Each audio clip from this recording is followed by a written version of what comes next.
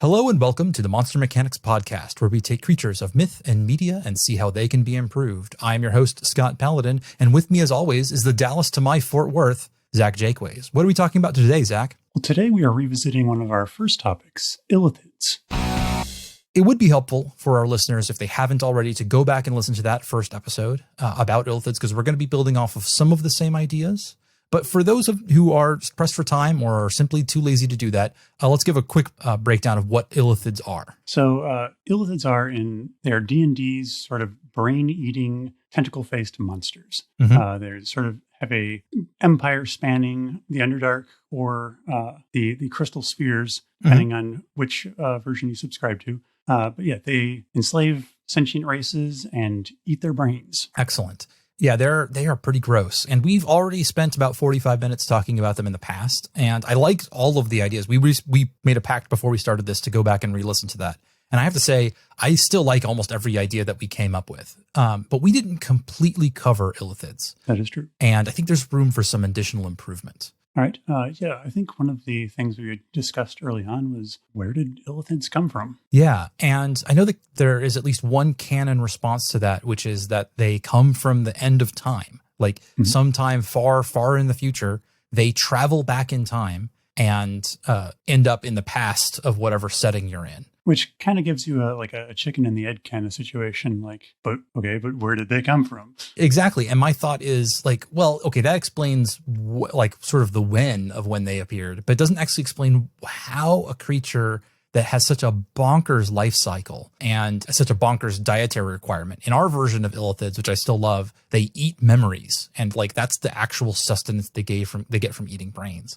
Mm-hmm. And exactly how a creature like that comes about is a good question that I would really like to know the answer to. So one of the other theories we had, or one of the other theories about their origin, was that they were creatures from a place called the Far Realm. Okay. And I want to throw that out there because I have some ideas to kind of expand on the time travel theory with. Okay. So, and can you give us a quick explanation of what the Far Realm is? The Far Realm is D&D's kind of ode to H.P. Lovecraft. It's where all the weird, gross monsters come from. Things like beholders, aboleths, and in this case, mind flayers. Okay. So sort of a chaotic, highly malleable realm where you get all these weird, just bonkers things coming from it. Yeah, absolutely. It's sort of the personal horror. It's the realm of body horror, basically. Okay. We should be right at home then. Oh yeah. Okay. So what's your idea for combining those two? Okay. So we've got maybe this evil race of humanoids or whatever. Okay. They make it to the end of time by enslaving every other race and building their empire. At some point they figure out, oh God, the universe is going to end. That's it. We're done for. We need to go back in time and figure out how to stop this. Mm-hmm. Maybe the route that they take to go back is through the Far Realm. Okay. And this distorts what once wasn't a really, brain-eating society or anything. It was just, they were kind of your run-of-the-mill humanoids, evil. Okay. But their passage through the Far Realm kind of distorted them and made them have this need for brains. Interesting. I do like that. I like the idea that they once were just like some version of humans or a humanoid-like race that then sort of made the decision, and that sort of makes this a devil's bargain where they got to escape the apocalypse of their timeline, but in doing so turned themselves into this monstrous creature. Yeah, I like that kind of, as you said, the devil's bargain. I'm trying to think about sort of how that transition might have actually happened, what it would have looked like. Mm-hmm. So we can imagine them as, we're just going to think of them as sort of like elves, right? They're basically just humans. Mm-hmm. Or like a Star Trek style forehead alien, where they've got just something moderately different, but they're not fundamentally different than humans. Mm-hmm. And then we have something in the middle. So we have step 1, normal human, big question mark. And then step 3 is a slug creature that burrows into someone's brain and turns them into an illithid. And what's that middle step exactly look like? There's probably a way to answer it by thinking about the way that the way they feast on memories creates is something about that transition. It created this hunger inside of them. Mm-hmm. That's interesting. They passing through the Far Realms on their way from the future into the past. Maybe they sort of gave them all amnesia, and then somebody figured this out maybe. So I also kind of like the idea that maybe this trip through the far realm, like we think of time travel almost as kind of like an instant thing. But what if they spent like millennia in the far realm traveling backwards? I had exactly the same idea when I was sort of thinking about this, is that they maybe got trapped in that transitional period and had to start like they brought, like, imagine them as a like a humanoid race, but they're evil. So they've got these like slaves with them to like man the ships and work the coal furnaces or whatever they have, the equivalent they have is. And they get trapped in the far realms, and they're like, it's almost like a starvation scenario where like stuff is happening and their resources are diminishing, and then becoming our version of Illithids is the answer to how they get out of it, how they survive.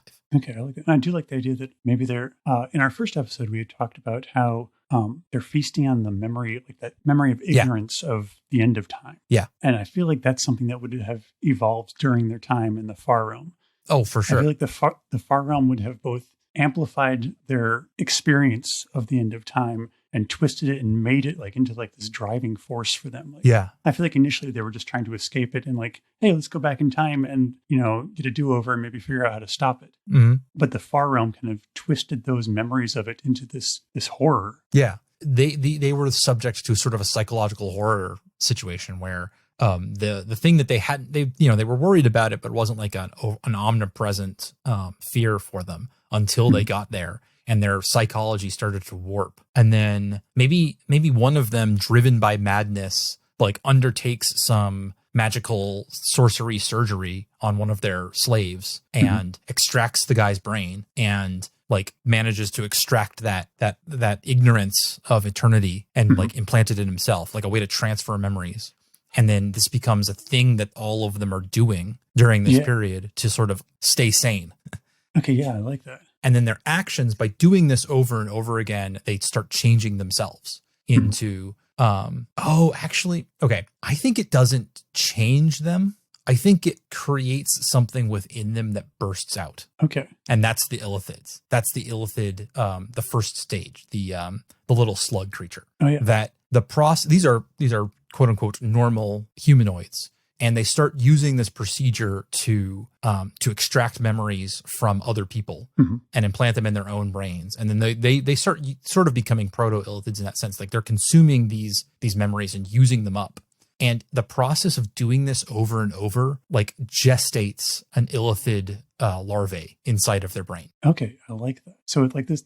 It's basically this original spacefaring species. Yeah, this intergalactic species sort of gets co-opted by this thing that they've created. Exactly, and they sort of kind of give themselves a cancer. Like they've given themselves like a tumor that then bursts out, and that is. That thing, takes over, and it has access to all of their memories. So it thinks of itself as sort of an extension of them and having come out of them. But like biologically, it's almost a whole new thing, which is why the biology of Illithids are so bonkers, because it wasn't really like there wasn't a before step that was a gradual a gradual breakdown into the Illithid. They kind of sprung fully formed in this body horror chaotic realm that already is predisposed to it. Like the wild magics that are flying around cause things to happen weirdly. So they didn't expect this to happen. And then it just like one day it like comes over them like a contagion. I do kind of love the idea that the origin of Illithids were like these metastasized far realm tumors. Yeah, I like that a lot too. So this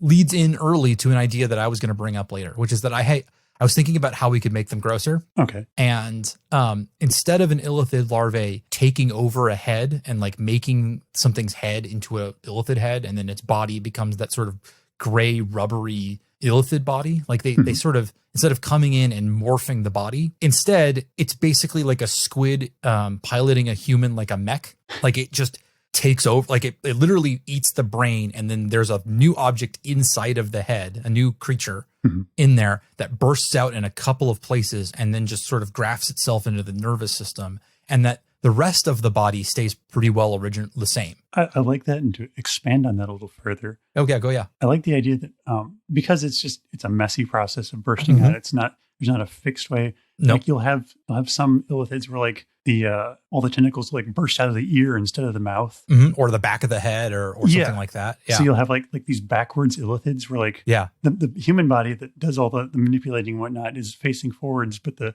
brain eating part is in the back. Yes, and the thought I had after that was that they might be a bit like hermit crabs. Okay. In that they inhabit one of these bodies, and then they're basically using up this body. Like they're replacing the brain, and something about their chemistry is messing up the human or the orc or whatever that they're inhabiting.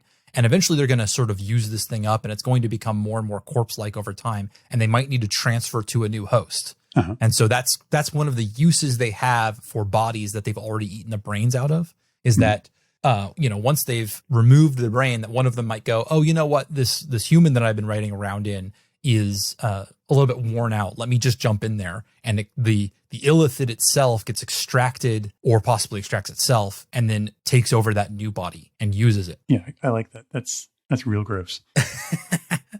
There's that gives you a lot of opportunity for variability, even within a single community. Like there might have wildly different body types. Like like they might even take over creatures that wouldn't have been good for food, just because they are able to make use of their bodies, because it's interesting. Like just as for the heck of it, they might take over a horse, and ride around in a horse body for a little while, because it's interesting to be able to run fast, or because they just want to change things up, or they could be useful to their community as like a beast of burden, or with all that extra strength or something like that. That could be cool. That is kind of an interesting idea. I like the idea that maybe there are some illithids that are just always looking for the next new thing. Yeah, like sort of addicted to the novelty of it. Yeah, I've never had a dragon body before. Yeah. In fact, that might be that could be something that they're on the lookout for. And like, if you meet an enemy or an illithid who sees one of your party and goes, "Oh, look, a tiefling. Interesting. I'd love to try being a tiefling for a little while. Look at those little wings. I'd like to see what those feel like."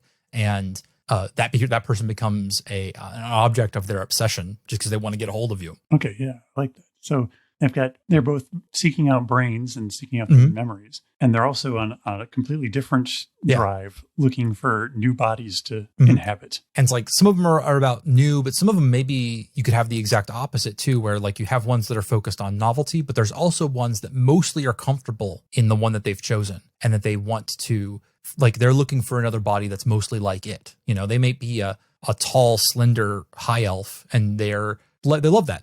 That's their preference. So they're going to be on the lookout for another tall, slender high elf for them to take over. My grand slug was an elf, and his grand slug before him was an elf, and we inhabit elves. They're like, oh, I'm just in it for the aesthetic, right? Like they're like this. Yeah. It's not a phase, mom. Okay. So, and in fact, maybe that sort of, they're using up the bodies and transferring to new ones, is also part of the story of them going through the far realms from the future to the past, as they first start harvesting their slave races for the memories, but then also start using their bodies as a way, when they start to wear out their own, they transfer themselves to these new bodies. And that becomes another sort of like a second stage of the cannibalistic nature of this party as it's moving through. I mean, it's good they're using every part of the buffalo. Well, I mean, it is at least a little bit efficient. It gets more efficient over time. Yeah. Okay. So that might. So is there a way to have them sort of talk about that transition period, that travel from the past, from the future to the past that has happened for them in the past? Is there a way to make that into sort of a mythos, or maybe a way to work in that into the idea of the elder brains or something? Well, I like the idea. We talked about like infinity being sort of their devil. Their devil. Yeah. And the eating the memories is sort of an inoculation against that, a temporary inoculation. Yeah. As far as like kind of taking that time through the far realm and working that into the mythos, how do you think they would regard the far realm? Would it feel like home to them? Is it someplace they don't want to go back? Because ultimately they ended up back in the prime material. Right. Yeah. So obviously they can't really like it. They can't have been like, oh, this is perfect, let's just stay here forever. Yeah. Because then they never would have left. But I don't know that they would be completely like, they remember it as like a hellish place for them necessarily, because it's also the place of where they became what they are, which I don't want them to be tortured about how they get along. Like, that's boring to me. I much prefer an evil creature that is like, no, this is rad. I love being I love being a crazy brain eating creature. Like, this is great. That's more fun to me than one that is sort of like self-conscious and like thinks of themselves as a tortured creature. So one thing that we could potentially go with, and feel free to shoot this down if you don't like it, but I like the idea of, so they use the far realm to come back into. Yeah. But what if that's a two-way street? What if they're also using the far realm as a lens to watch the future and see what their actions are doing to the end of time? Oh, okay. Except the far realm, I kind of imagine, is sort of like a sentient place as it is. And it's twisting what they see to their own ends to kind of further this pain and suffering of this race. Maybe it's not even like I like the idea of them looking forward in time. The far realm, another option, instead of just having it be like it is malevolent and has its own id, is that when you look through it, like when you go into it, then it reacts to your mind.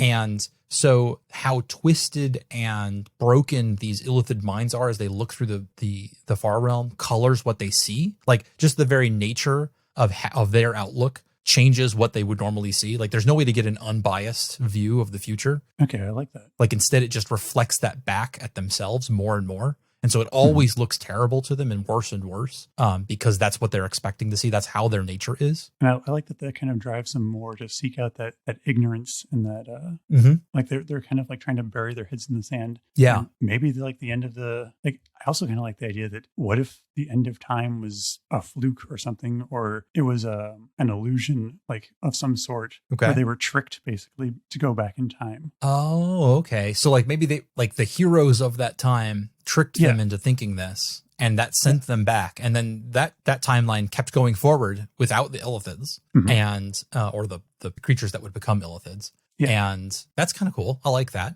You could definitely set that as part of your lore. I think it kind of almost doesn't make a difference to our version of Illithids, whether or not they were or not. Like, it can't, like, to them, they're going to act the same because they've been fooled. And then, and then that self-reinforcing process of looking into the far realm, into the future, and seeing what you expect to see just makes them more and more like that.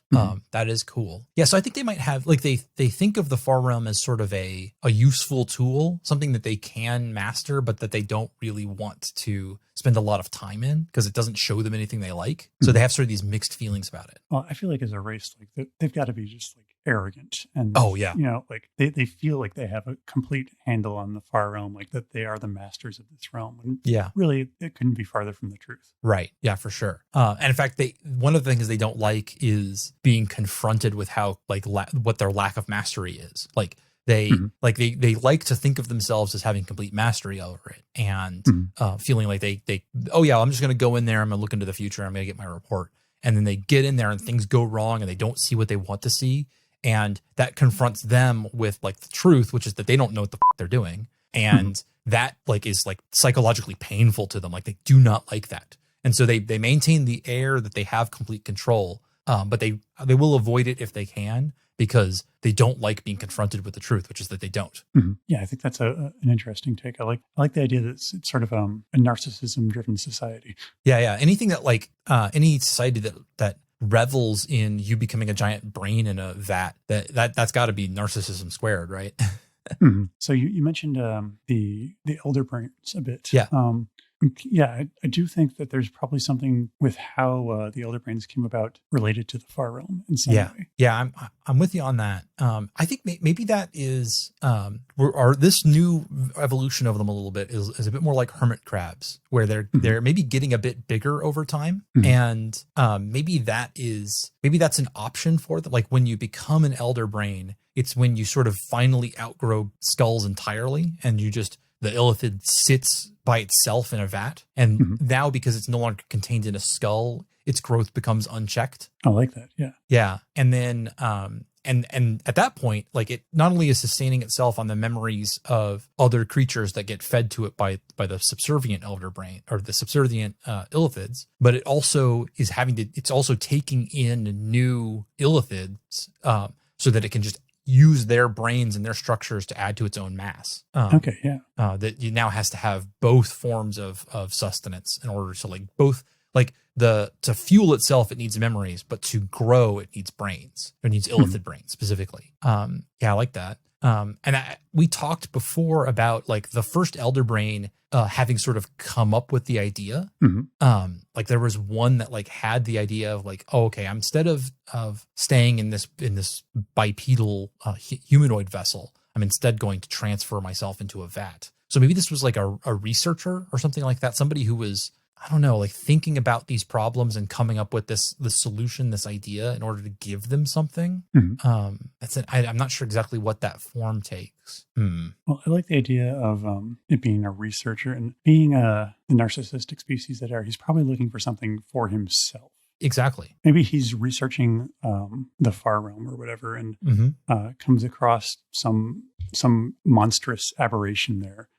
That inspires him, or maybe he infests to form the base for what would become the elder brain. Yeah, interesting. Like maybe an illithid takes over a beholder or something, and the rapid, like that's such a bigger brain case, and our version of beholders are kind of the difference between inside and out is kind of vague anyway, that like they're kind of just a sack, and so that the unconstrained growth of the illithid inside of something like a beholder is like lends itself to them becoming more of that sort of the proto elder brain version. And in fact, as the illithid inside of the beholder gets bigger, there's less room for its air sacs, and eventually it becomes like it can't float anymore, and it becomes grounded. Okay, yeah. That's kind of cool. I like the idea of elder brains being like, when you make a new one, it's really about like you have to get a hold of a beholder in order to get through that intermediate stage. That makes that answers some questions about like how new elder brains are created, and also why every illithid doesn't become its own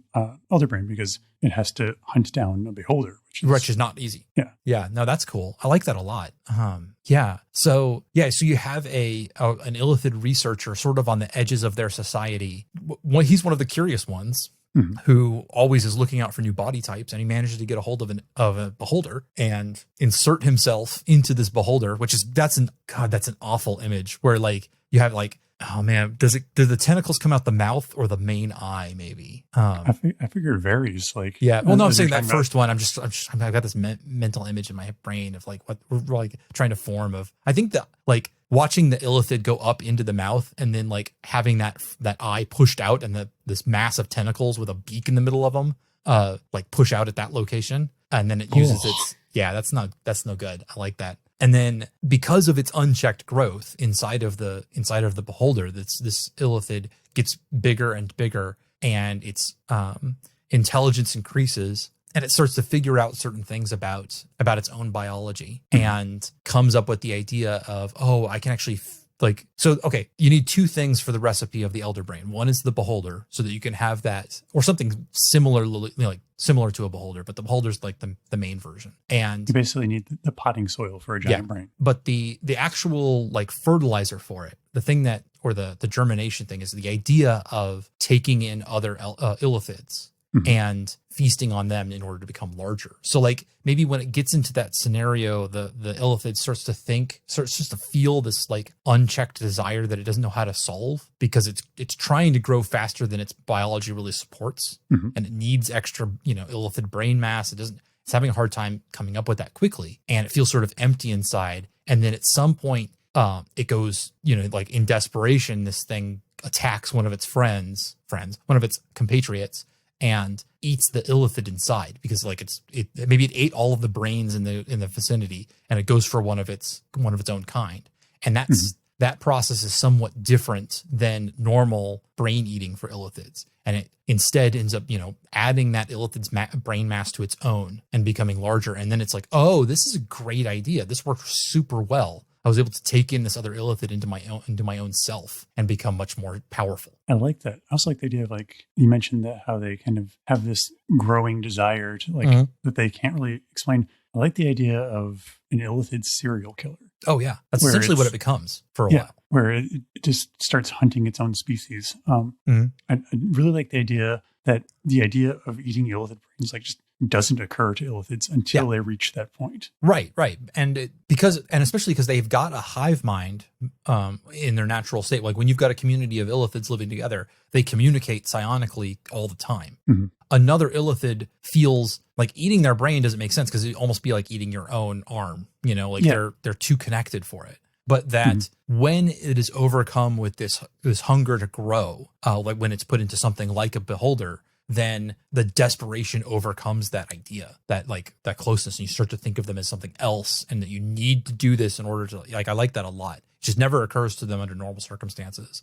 And then maybe in the Illithid's mind, it's framed as like consolidating the hive mind. Yes. Yeah. Where the one that's doing the consuming starts to think, okay, this is a natural step of it, and justifies it to itself. And then this is the first Elder Brain is like, it's probably a quite violent horror movie that happens. But over time, as Illithids develop a society, they start to come up with things like the myth of joining the Elder Brain collective and things like this, things that like they start to construct their society in such a way that this becomes a natural part of things. And instead of hunting down other Illithids, the Elder Brain is fed them by their compatriots, and they come voluntarily because they think it's part of them going on to their next part of their life cycle, joining the Elder Brain, when in fact they're actually just consumed by it and their brains added to its own, and their id dies. I like that. Yeah. This is more cohesive than what we had before. I like it a lot. They've got this whole story of how they came into being, which is awful, but at least you can follow it from step to step in a way that couldn't have imagined where these guys would have come from before. Were there any other elements of the Illithids you wanted to touch on? Those were the two big ones. Was my idea, the hermit crab idea, and the origins. Was there anything that you wanted to talk about? No, the origins was something I was very interested in. Yeah. You haven't really elaborated too much on where they're going with sort of this myth of infinity. And I'm wondering if there's more to be found there. If they sort of if their whole society is sort of founded based on this fear of the end. Yeah. How else does that seep into their society? Interesting. I think they might have I think characterizing them as incredibly paranoid would be a way to go. Like they have, not just on an individual level, but on a society level, are taking measures that would seem bonkers to everybody else in order to preserve their society, and put in fail safes so that they can retreat and go back to the past again if they need to. Things like that, where they could. I'm trying to think. Maybe they've got spells built up around certain parts of their around their cities to act as bunkers for disasters to happen, for them to retreat to, or mechanisms for them to escape from every scenario. Like every time they build a ship, they build more escape pods than anybody else would, or they. Something like that. That actually sparked an idea. Yeah. You mentioned an escape mechanism, and with this time travel, being able to go back again. I love the idea that they get ambushed by a group of adventurers, and it looks like it's curtains for the Illithid. But he pulls out his failsafe or whatever. Yeah. Goes back in time and then hunts down those adventurers before they even know he's a thing. Yes, that's fantastic. Yeah. And then they even might be applying that same logic to scenarios that they haven't encountered yet. They're just always looking for potential threats and hunting them down because they're afraid of what they will, they're always thinking about the butterfly effect of what a hero will be doing today and what that could mean in the future, and trying to do those calculations. Oh man, imagine somewhere in the universe there's a Elder Brain think tank. Oh God, where they are. So I could not do it, where they're constantly calculating out and trying to map out futures, and by making small changes now, affecting this society in a small way, or killing someone here, or making sure, even sometimes making sure two people meet here, that they're changing the possibilities of the futures the possible futures from that branch, and trying to prune that probability tree. Maybe that's why they tolerate the Elder Brain thing, and why they've sort of entered it. It's because these Elder Brains serve as the supercomputer for predicting the future. Exactly. Oh, that's really cool. The idea that they spend a lot of their time and effort probabilistically predicting the future with their Elder Brains is really cool. In fact, they might have a sort of limited or somewhat specialized divination where they're looking through possible futures with magic as well as their own brains, trying to capture all of that data. That's really cool. So in the D&D mythos, the Illithids are typically like turn their noses up at traditional magic. Mm-hmm. And I like the idea that maybe that's in our version of Illithids. Maybe that's because wild magic just with probability. Oh yeah. Anytime you introduce the sort of natural chaos of introducing some kinds of magic, it messes them up. Mm-hmm. So it's like a foil to their elder brains, and they're predicting the future. And so they stamp it out wherever they can. That's really cool. That's an excellent facet of their society, where they're looking at anything that, and not just magic, but other things that also express chaos.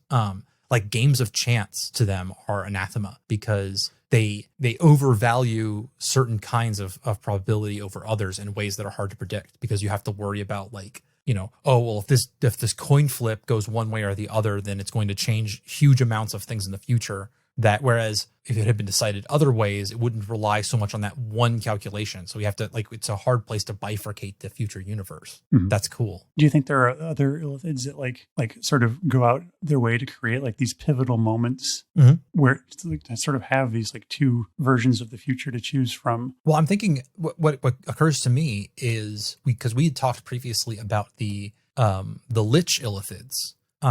Who, when they are expelled from the hive mind and then go off on their own as a way to kind of figure out their own futures, they become liches, which involves heavy use of traditional magic. And so what you might have is this: they act as an opposing force on the Illithid society. Like when they get pushed out of it, because they're no longer relying on the elder brains and their math supercomputers and to predict the future, they can go deep into using magic instead and apply all of their power in that direction. Okay, I like that. Yeah, that's very cool. Yeah, and that explains why, like an Illithids, whatever. Illithids will use magic so heavily when regular Illithids just won't, because it's too dangerous for their society to use. Yeah, I think that's a really cool take on that. Yeah. So let's end this episode by sort of bringing it back to sort of a concrete idea that we could hand over to our listeners and say, here's a story hook, basically, or something along those lines. Since this is a D&D monster, we're going to assume a D&D world, something with, like with an Underdark or with the Crystal Spheres or something, or those kinds of areas. So we're talking about basically an adventure hook here, about how you might use these ideas. So you could have, I think having someone approached by an Illithid who is trying to do harm to the Illithid society in a as a whole by maybe like having the party impart chaos magic or something along those lines could be pretty cool. Or like the motives are hard to come by because he's thinking 500 years in the future, because if he helps you now, then you're going to, cause a butterfly effect that will change things down the road, something along those lines. Or I like the idea of the players being sort of the butterfly effect in the story, where an agent of the Illithids or something will approach them and be like, I need you to deliver this thing to this guy. Yeah. And it just seems like a basic fetch quest at the start. Maybe the allegiances of the person who's having them deliver it are revealed at some point. So the player's like, well, why does an Illithid want me to deliver this? Yeah. And that gives you an opportunity to kind of go into sort of some of the things we've talked about with the Illithids, about their societies and the weirdness and probability-based. That's cool. There's also, I would love to show players that Beholder Illithid Elder Brain mashup creation segment.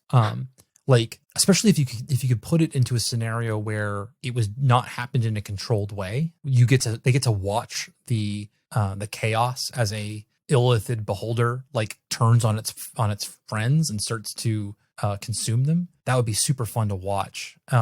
Maybe if they're like tasked with bringing a live beholder to this would have to be very high level play, but bringing a live beholder to an Illithid colony and then like seeing that creation happen would be really cool. And then you could even just go, if you want like a more traditional way where they are just tasked with kill this beholder, but when they get there, they encounter the Illithids already in the progress. process. Yeah. Yeah.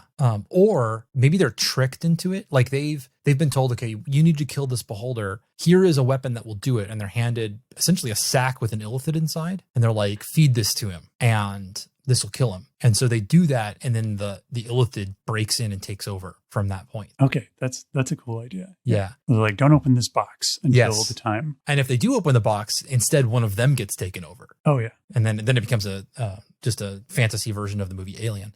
Yeah. That'd be really cool. Yeah. So I actually like that a lot, of them being tasked with hunting down a beholder, maybe under like diplomatic guise. Like everyone's been lied to, and this is supposed to be just a regular delivery run. Mm-hmm. And maybe it's been hinted that maybe this is poisoned or something, but they really don't know that there's a live illithid in this box. That could be really cool. Like you could even frame it as like a fancy sphere or something with like gem encrusted or whatever. Yeah. Yeah. Like, all right, here's your final one shot to take out this beholder. Yeah. And it just turns out like it just releases a slug. And yeah. What? And then true horror ensues. Yeah. Yeah, no, for sure. You wouldn't want it to be just a sack filled with tentacles. I think it would probably want to be, you want to gussy it up a bit with your fantasy nonsense. Just as another quick little story, the idea of a particular beholder or a particular illithid who's using the body of someone important. Like you could task your players with, like, my brother was killed by illithids and now they're using his corpse. Like, I need you to just go put him to rest by killing that illithid as a motivation specifically, not just because these guys are threats because they're evil. It's because they're desecrating the corpses of people we care about is a super neat motivation. I also really like the idea that it's sort of like a demoralization tactic. Like, oh yeah, if illithids like expect insurgency or a rebellion in their slaves or whatever, like they'll find the ringleader. Oh yeah, and turn him. Yeah, can you imagine how demoralizing it would be to have your king step back into the throne room with tentacles flopping out of his mouth, and suddenly it's your greatest enemy. Or I'm picturing, like, instead of a crown, he's got like a bunch of illithid tentacles sprouting out of the top of his head. Oh yeah, no, that's better. I like that. I knew when we created the last episode, I was like, man, we got to revisit this, and I'm super pleased we did, because it got grosser. It got grosser, and I like the depth we got on some of these ideas. Yeah. We've made them yet worse. You're welcome. Yes, this is what we do. This is what you guys signed up for, and I think that's it. I think we're good. Bye. Till next time. Thank you for listening to this episode of Monster Mechanics. This is normally where I would plug our social media accounts and Patreon. But considering the state of things here in the US, we here at Monster Mechanics would like to encourage you to do what you can to help fight the epidemic of violence by our nation's police. Donating, volunteering, and protesting are all excellent ways to make it clear that we will not stand for this. To that end, we've included some links in our show notes where you can get started with your support. Monster Mechanics is produced and edited by Scott Paladin. This episode was hosted by Scott Paladin and Zach Jaquays. All ideas generated during this podcast are released under a do what the f*** you want public license.